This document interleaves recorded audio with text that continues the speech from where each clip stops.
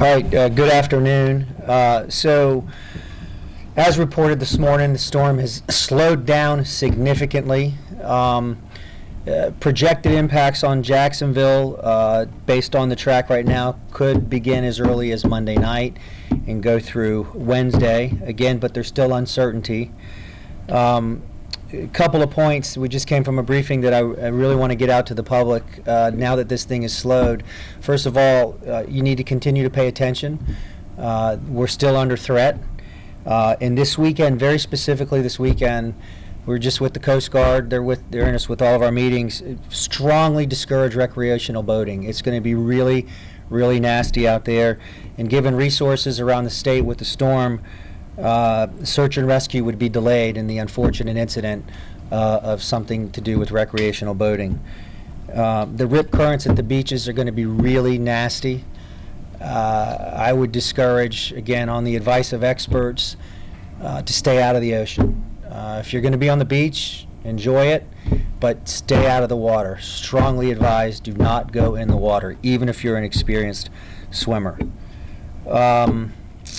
The long-term concern at this point for Jacksonville would be flooding. We've got tide levels are up, and it's looking like significant rain. So use this weekend to just continue to mitigate and prepare, pay attention, and know your zone. I think you guys remember, I think it's been 2 years since we were with Angie and Yeti. We like Angie, but we're glad it has been 2 years. But here we go again, and I'll turn it over to Angie with the Weather Service. Thank you, sir. Hey, good afternoon. My name's Angie Yeti. I'm an incident meteorologist with the National Weather Service in Jacksonville, here to support the team as we prepare, respond, and react to Dorian. So as the mayor said, the trend has been with Dorian to continue to slow down its forecast track, which is good in terms of giving us some time to prepare, especially this holiday weekend. And when I say prepare, those are who are in those flood-prone, vulnerable areas. Not just talking about surge concerns on the coast. We're talking about inland flooding concerns too from freshwater rainfall. That looks to be a big concern for us as we go later on this week with Dorian creeping up the Florida Peninsula. So use this weekend to try to mitigate any of those hazards relative to flooding as you can. Also this weekend, as Mayor Curry mentioned, conditions are going to continue to deteriorate within our adjacent marine waters.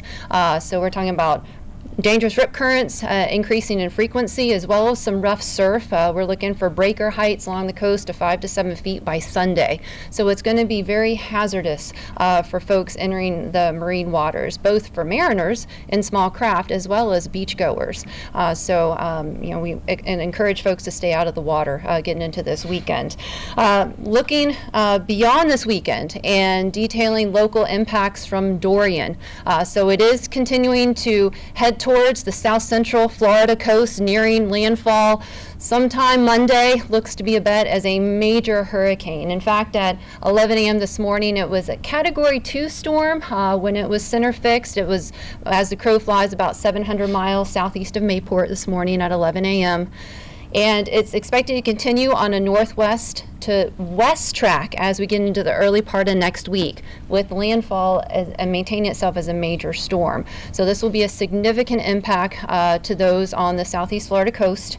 And for us here locally, as that storm begins a northward track somewhere near the Florida Peninsula, and given the latest forecast information we have, it looks like it could be a huge flooding rainfall threat for us here on the first coast extending down the St. Johns Basin. And just to throw out some numbers that seem to be fairly consistent with rainfall amounts, we're looking at amounts of 10 to 15 inches along the St. Johns Basin getting towards the Atlantic coast, and that would be on the east side of the storm, the wet side of the storm, with upwards of 20 inches, and that would be over the course of 2 to 3 days. So flooding rainfall is a major concern. When we talk about, we're thinking of tropical cyclone, we think of surge, we think of wind speeds. It's still too soon in the forecast to really give you some specific numbers to work with, but right now the plan is to mitigate if you're in a flood-prone area.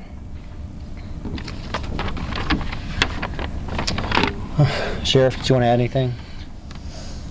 So as we move into the weekend, one of the key factors and things that we're looking at is evacuations from South Florida. So we'll be working with FHP and manning the interstate to try to help the traffic flow. We'll have tow crews available to help move vehicles that get caught or break down on the interstate. But you can also expect, obviously, Labor Day traffic, holiday weekend traffic. Anticipate heavy traffic because you are going to have a lot of people leaving South Florida driving up through potentially 95. So we're working on that now, and obviously are staying engaged and plugged into the event for us midweek to late next week. As we close, so while this is turning into an incredibly long event, given the changes in the lack of speed of the storm, if you will, at this point, this has been a long haul. However, the Emergency Operations Center will remain open 24 hours a day, monitoring the situation. In terms of hearing from us, the next time you hear from us, it will be if and when there's a major development. And there will be a major development. It'll either evolve to where it's coming our way or it will be a non-event. And we hope that's what it is. But in either case, you'll hear from us again when there's been a major development happen. And we can take questions. We hear from the superintendent. Absolutely. Of schools and what the thoughts are now, if anything's changed. At this time, school for today and evening activities will go as scheduled. Friday night football will still happen. We have canceled all district-sponsored activities throughout the weekend, including individuals who rent our facilities over the weekend. That will probably be extended to Monday and Tuesday, that there will be no district activities happening. As it relates to closure of school, it's still too early to provide that information, and I want to remind parents to download our app or check our website. The app will also continue to update parents on whether or not we will have school on Tuesday. Mayor, there has been a lot of concerns of people trash pickup right now. Yard debris is one thing that we're hearing from as well. And they're looking for those public works crews that you said are out there working, and they're saying they're not in my yard. What do you want to let people know, and what should they do about yard debris that's been sitting out there all week? We're on regular schedule now, right? Schedule 630 We're on regular schedule. If you have an issue, call 630 City, and we'll show up and take care of business. This is probably a question more for JEA, but and I know that you touched on this yesterday, but what about people who they rely on certain medical devices? What should they be doing for the storm, like dialysis or insulin that needs to be in a refrigerator? We had some viewers asking questions about that, so can you speak to that? Yeah. So with regards to people that have special needs, go to JEA.com. There's instructions for you in terms of what facilities have the appropriate backup power and water supplies necessary. And you can always call 665-6000 for additional information on that as well. And that's what I would advise. The governor yesterday mentioned about retirement centers and folks who are caring for those certain people. What's the message here locally? I mean, have you been in touch with any retirement? I mean, it's have a plan. We've been through this a number of times in the state of Florida and now in Jacksonville. Don't mistake this. The fact this storm has slowed down is that that you can sit and relax and do nothing. You know that we could have an event that could require evacuations and assistance, particularly in these homes. So have a plan, and if you need help, you can call 630 City. Obviously, if there's a medical emergency, you need to call 911.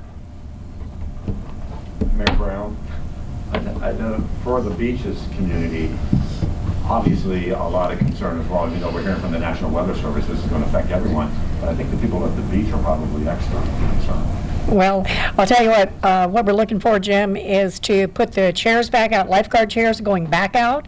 We had taken them up. We're going to be warning people and letting them know that the riptides are going to be rough out there, and we're going to make sure that we have a lot of police presence and lifeguards, just making sure that we're letting people have the information that they need to be safe.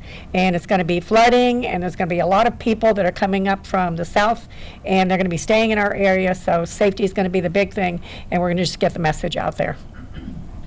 Are there any plans for the city to provide any free sand?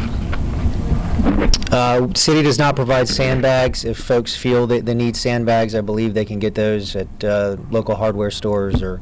Is there a reason why there's not going to be, I mean, Nassau County is providing some? Given the highest and best use of resources in dealing with storms, this has been in place in Jacksonville, Duval County for a number of years now. Our experts have just deemed that sandbags is not the highest and best use of resources in terms of protecting people and keeping them safe.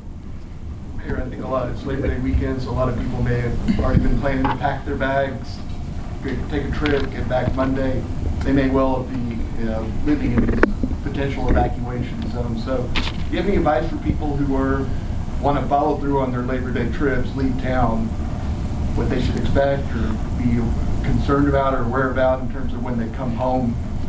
I mean, I think, Angie said it, if you're in one of these areas that has experienced the flooding and water issues and previous storms and previous events.